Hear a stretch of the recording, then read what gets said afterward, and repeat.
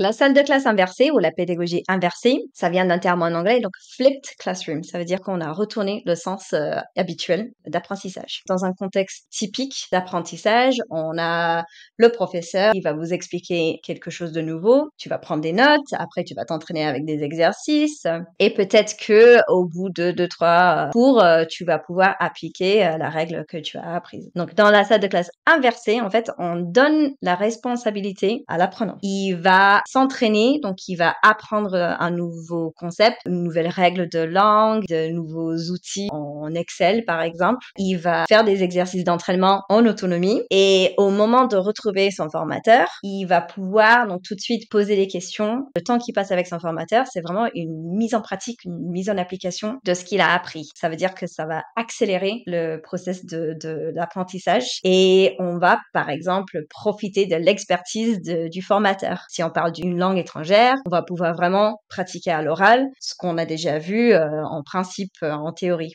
Si on est avec par exemple un graphiste, on va pouvoir poser des questions sur comment utiliser des outils qu'on a rencontrés en Photoshop par exemple. C'est vraiment l'inverse du système scolaire, le système d'apprentissage qu'on a plus ou moins tous rencontrés pendant nos études. Ça nous permet de progresser très rapidement par rapport à une salle de classe typique.